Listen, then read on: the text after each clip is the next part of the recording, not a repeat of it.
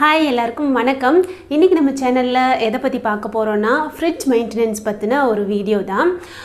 இதில் நம்ம ஃப்ரிட்ஜ் மெயின்டெனன்ஸ்னாவே பொதுவாக சிம்பிளான விஷயங்கள் தான் நம்ம ஃபாலோ பண்ண வேண்டியது இருக்கும். இதில் பெருசாக ஒன்றும் இருக்காது அப்படின்னு தான் நானும் நினச்சேன். பட் ஒரு சில சிம்பிளான விஷயங்கள் எனக்கு வந்து தெரியாமல் இருந்தது. ஸோ நம்மளுக்கு நிறைய விஷயங்கள் தெரிஞ்சிருக்கலாம், ஒரு சிலது தெரியாமையும் இருக்கலாம். ஸோ அதனால் எல்லா விஷயங்களும் எனக்கு தெரிஞ்ச சில விஷயங்கள் நான் தேடி பார்த்தப்போ எனக்கு புதுசாக இப்படி ஒன்று இருக்கா அப்படின்னு ஃபீலான சில பாயிண்ட்ஸும் சேர்த்து நான் இந்த வீடியோவில் இன்றைக்கி சொல்ல போகிறேன். ஸோ வாங்க வீடியோக்குள்ளே போகலாம். ஃபர்ஸ்ட் ஆஃப் ஆல் ஃப்ரிட்ஜ் நம்ம வந்துட்டு ஒரு இடத்துல வைக்க போகிறோம் அப்படிங்கிறப்போ அந்த இடத்துல நல்லா காத்தோட்டம் இருக்கிற மாதிரி பார்த்துக்கோங்க. சுவத்தை ஒட்டியும் வைக்கக்கூடாது, அதே மாதிரி ரொம்ப க்ளோஸ்டான ஏரியாலையும் வந்துட்டு நம்ம வந்துட்டு ஃப்ரிட்ஜ் வைக்கக்கூடாது. இப்போ எங்களோட ஃப்ரிட்ஜ் பார்த்திங்கன்னா கொஞ்சம் செவத்துலேருந்து கேப் இருக்குது. ஏன்னா சில ஃப்ரிட்ஜஸில் வந்துட்டு கம்ப்ரஸர் லைன் வந்துட்டு வெளியில் இருக்கும். ஸோ ரொம்ப செவத்தை ஒட்டி வச்சா சம் ப்ராப்ளம்ஸ் அதில் வர வாய்ப்பு இருக்குது. ஸோ அதனால் நீங்கள் கொஞ்சம் கேப் மெயின்டைன் பண்ணுறது பெட்டர். அதே மாதிரி ஃப்ரிட்ஜை வந்துட்டு நம்ம க்ளீன் பண்ணுறோம் அப்படிங்கிறப்போ எந்த ஒரு கெமிக்கல்ஸும் நீங்கள் வந்துட்டு உள்ளுக்குள்ளே யூஸ் பண்ணாதீங்க. லெமன் இல்லைன்னா வினிகர் அது யூஸ் பண்ணிங்கனாவே நல்லா க்ளீன் பண்ணிடலாம். ஸோ எந்த ஒரு கெமிக்கல்ஸும் யூஸ் பண்ணாமல் இருக்கிறது நல்லது. யூஸ்வலாக ஃப்ரிட்ஜில் ஃப்ரீசரில் ஐஸ் வந்துட்டு ஃபார்ம் ஆகும். அது ஒரு 1 or 2 வீக்ஸில் ஃபார்ம் ஆகுறதுங்கிறது ப்ராப்ளம் இல்லை, நார்மல் தான். ஆனால் சில ஃப்ரிட்ஜஸில் பார்த்திங்கன்னா சிலர் ஃபேஸ் பண்ணியிருப்பாங்க 2-3 டேஸ்க்குள்ளேயே ஐஸ் ஃபார்ம் ஆகிடுது அப்படிங்கிறது. ஸோ அந்த ப்ராப்ளம் இருந்துச்சுன்னா நீங்கள் உடனே சர்வீஸ் இன்ஜினியரை கால் பண்ணி என்னென்னு பார்த்துக்கிறது பெட்டர். ஏன்னா இந்த மாதிரி 1 or 2 டேஸில் ரொம்ப சீக்கிரமாக ஐஸ் ஃபார்ம் ஆனால் கேஸ் லீக் ஆகிறதுக்கான சான்சஸ் இருக்குது உள்ளுக்குள்ளே. ஸோ அதனால் அது அந்த மாதிரி உங்களுக்கு ப்ராப்ளம் இருந்ததுன்னா டக்குன்னு டெக்னீஷியனை கூப்பிட்டு செக் பண்ணிக்கோங்க. நம்ம க்ளீன் பண்ணுறப்போ அந்த ஃப்ரீசர் போர்ஷன் க்ளீன் பண்ணுவோம் இல்லைங்களா, இந்த ஃப்ரீசர் போர்ஷன் க்ளீன் பண்ணுறப்போ எப்போவுமே நைஃப் இல்லை ஸ்க்ரூ ட்ரைவர் மாதிரி ஷார்ப்பான மெட்டீரியல்ஸ் யூஸ் பண்ணி நம்ம வந்துட்டு க்ளீன் பண்ணக்கூடாது. ஏன்னா இதுக்குள்ளே இந்த பிளாஸ்டிக் மெட்டீரியலுக்குள்ளே கேஸ் சர்க்குலேட் ஆகிறதுக்கான லைன் இருக்கும். ஸோ அது டேமேஜ் ஆயிடுச்சுன்னா அதிலிருந்து கேஸ் லீக் ஆகி அது கூட ஐஸ் அதிகமாக ஃபார்ம் ஆகிறதுக்கான ப்ராப்ளமை க்ரியேட் பண்ணும். ஸோ எப்போவுமே வந்துட்டு நம்ம ஃப்ரிட்ஜை க்ளீன் பண்ணுறப்போ ஷார்ப் மெட்டீரியல்ஸ் யூஸ் பண்ணாமல் இருக்கிறது பெஸ்ட்டு. ஸோ நம்ம அந்த ஐஸை எப்படி கிளியர் பண்ணலான்னா இங்கே டெம்பரேச்சர் கண்ட்ரோல் இருக்குது இல்லைங்களா, இந்த டெம்பரேச்சர் கண்ட்ரோல் இந்த பட்டனில் நடுவில் இருக்கிற பட்டனை ப்ரெஸ் பண்ணி விட்டுட்டிங்கன்னா அது வந்துட்டு இந்த ஐஸ் எல்லாம் மெல்ட் ஆகி பின்னாடி இருக்கிற வாட்டர் ட்ரேயில் அந்த தண்ணியெல்லாம் கலெக்ட் ஆயிரும். ஸோ அதுக்கப்புறம் நீங்கள் அந்த வாட்டரை ரிமூவ் பண்ணிக்கலாம். ஸோ இந்த மாதிரி நீங்கள் க்ளீன் பண்ணுங்கள். ஃப்ரிட்ஜ் வந்துட்டு நம்ம க்ளீன் பண்ணுறதுங்கிறது 1 month once அட்லீஸ்ட் நம்ம வந்துட்டு பண்ணணும். அப்போ தான் வந்துட்டு ஃப்ரிட்ஜ் நல்லா க்ளீனாக ஹைஜீனாக நம்ம மெயின்டைன் பண்ண முடியும். ஃப்ரிட்ஜ் க்ளீன் பண்ணுறப்போ உள்ளே இருக்கிற திங்ஸ் எல்லாத்தையும் கம்ப்ளீட்டாக வெளியில் எடுத்து வச்சுட்டு நம்ம வந்துட்டு சுத்தமாக லெமன் இல்லை வினிகர் வச்சு தொடச்சி விட்டுருவோம். அண்ட் அதே மாதிரி நான் சொன்ன மாதிரி அந்த ஃப்ரீசர் க்ளீன் பண்ணுறப்போ நீங்கள் அந்த டெம்பரேச்சர் கண்ட்ரோல் அந்த பட்டன் வந்துட்டு ஆன் பண்ணுவீங்க இல்லையா. ஸோ அப்போது வாட்டர் ட்ரேயில் நிறைய வாட்டர் அன்றைக்கி வந்துட்டு கலெக்ட் ஆகும். ஏன்னா அந்த ஐஸ் ஃபுல்லாக மெல்ட் ஆகி உள்ளே போய் ஸ்டோர் ஆகிறதுனால. ஸோ அன்றைக்கே வந்துட்டு அந்த வாட்டரை ரிமூவ் பண்ணிடுறது நல்லது. ஏன்னா மந்த்லி ஒன்ஸ் நம்ம பண்ணுறப்போ நிறைய வாட்டர் வந்துட்டு அந்த ட்ரேயில் இருக்கும்.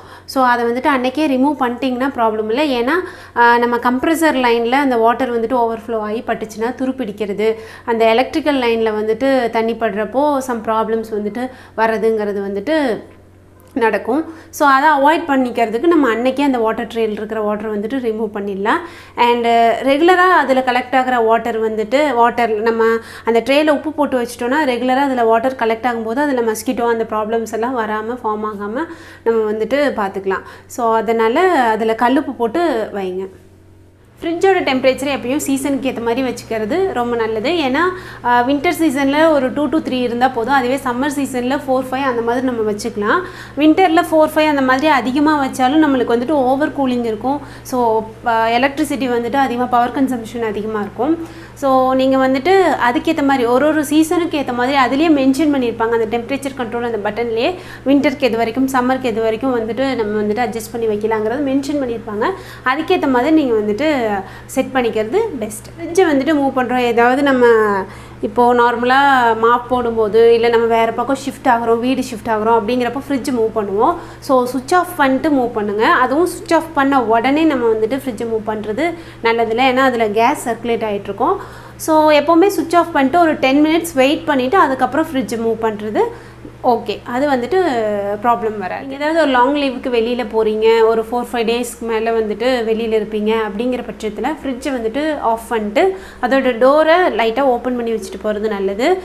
ஃப்ரிட்ஜ் ஆஃப் பண்ணுறது எதுக்காகனா பவர் ஃப்ளக்சுவேஷன்ஸ் வந்துட்டு சில நேரங்கள் இருக்கும். இப்போ நாங்கள் கூட அந்த ப்ராப்ளம் வந்துட்டு ஃபேஸ் பண்ணோம். பட் நாங்கள் வீட்டில் இருந்ததுனால அது ப்ராப்ளம் இல்லை, பார்த்து ஆஃப் பண்ணிட்டோம். நாங்கள் இன்கேஸ் நம்ம வீட்டில் இல்லைன்னா அதனால் ஃப்ரிட்ஜ் ஃபால்ட் ஆகிறதுக்கான சான்சஸ் அதிகம். ஸோ அதனால் எப்போவுமே நம்ம வெளியில் போகிறப்போ ஃப்ரிட்ஜ் ஆஃப் பண்ணிடுறது நல்லது. அண்ட் அந்த டோர் ஏன் ஓப்பன் பண்ணி வைக்க சொல்கிறேன்னா, எந்த ஒரு ஸ்மெல்லும் இருக்காது.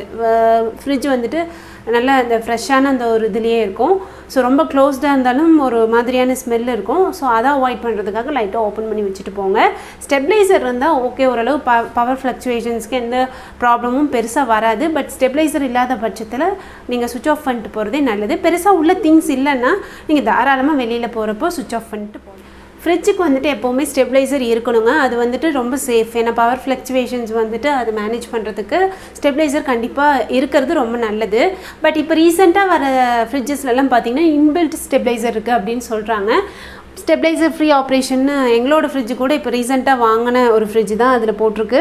ஸோ இதில் வந்துட்டு 100 வோல்ட்லேருந்து 300 வோல்ட் வரைக்கும் ஃப்ளக்சுவேஷன்ஸ் இருந்தாலே எந்த ஒரு ஃபால்ட்டும் வராது. பட் பழைய ஃப்ரிட்ஜஸ் முன்னாடி நம்ம வாங்கின ஃப்ரிட்ஜஸ்லாம் பார்த்திங்கன்னா இந்த ஒரு ஃபீச்சர் வந்துட்டு இல்லை. ஸோ அந்த மாதிரி ஃப்ரிட்ஜுக்கெல்லாம் நம்ம கண்டிப்பாக ஸ்டெப் அப் வந்து வச்சுருக்கணும். ஃப்ரிட்ஜுக்கு மேலே எந்த ஒரு திங்ஸையும் வந்துட்டு வைக்காதீங்க. மோஸ்ட்டாக ஃப்ரிட்ஜ் மேலே நிறைய பேர் திங்ஸ் வைக்கிற ஹேபிட் இருக்கும். ஸோ அது வந்துட்டு அவ்வளோ நல்லது இல்லை. ஃப்ரிட்ஜ் எவ்வளோ உள்ளுக்குள்ளே கூலாக இருக்கோ அந்தளவுக்கு வெளியில் அதோட ஹீட் இருக்கும். ஸோ மேலே எந்த ஒரு திங்ஸ் வைக்கிறதையும் வந்துட்டு அவாய்ட் பண்ணியிருக்கேன். இன்கேஸ் நீங்கள் ஸ்டெபிளைசர் யூஸ் பண்ணுறீங்க அப்படின்னா மோஸ்ட்டாக ஃப்ரிட்ஜ் மேலே வைக்கிறத அவாய்ட் பண்ணிக்கோங்க. வேறு பிளேஸில் வைக்க ட்ரை பண்ணுங்கள். இன்கேஸ் இல்லை ஃப்ரிட்ஜ் மேலே வைக்கிற மாதிரி தான் இருக்குது அப்படிங்கிற பட்சத்தில் நீங்கள் எந்த ஒரு கிளாத்து, நியூஸ் பேப்பர் அந்த மாதிரி எந்த ஒரு இதையும் வைக்காமல் ப்ளைனாக நீங்கள் ஸ்டெப் அப் வைக்கிறது ஓகே. ஏன்னா இப்போ ரீசன்ட் டேஸில் ஹீட் அதிகமாகி ஸ்டெபிளைசர் வெடிக்கிறது அந்த மாதிரி இஷ்யூஸ் எல்லாம் நிறைய வந்துட்டுருக்கு. ஸோ அதனால் நீங்கள் ப்ளைனாக ஸ்டெபிளைசர் வைங்க இன்கேஸ் நீங்கள் ஃப்ரிட்ஜ் மேலே வைக்கிற மாதிரி சூழ்நிலை இருந்தாங்க. ஃப்ரிட்ஜ் வாங்குறப்போ நீங்கள் உங்களோட ஃபேமிலி மெம்பர்ஸ் எவ்வளோ பேர் இருக்காங்க அப்படிங்கிறத கன்சிடர் பண்ணி அதுக்கேற்ற மாதிரி ஃப்ரிட்ஜோட சைஸ் வந்துட்டு சூஸ் பண்ணிக்கலாம். இப்போ 2-3 பேர் தான் இருக்கிறோம் அப்படிங்கிறப்போ அவங்களுக்கு 190 லிட்டர்ஸ்லேருந்து 200 லிட்டர்ஸ் அந்த மாதிரி இதே போதும். ஆனால் இப்போது 7-8 பேர் இருக்கோம் அப்படிங்கிற பட்சத்தில் அவங்களுக்கு டபுள் டோர் ஃப்ரிட்ஜ் வந்துட்டு பெஸ்ட்டாக இருக்கும்.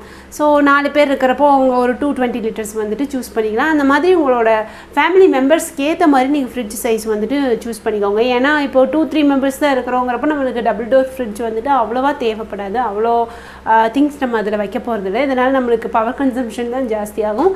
ஸோ வீட்டில் இருக்கிற மெம்பர்ஸை பொறுத்து, ஃபேமிலி மெம்பர்ஸை பொறுத்து நீங்கள் ஃப்ரிட்ஜோட சைஸை வந்துட்டு சூஸ் பண்ணிக்கலாம்.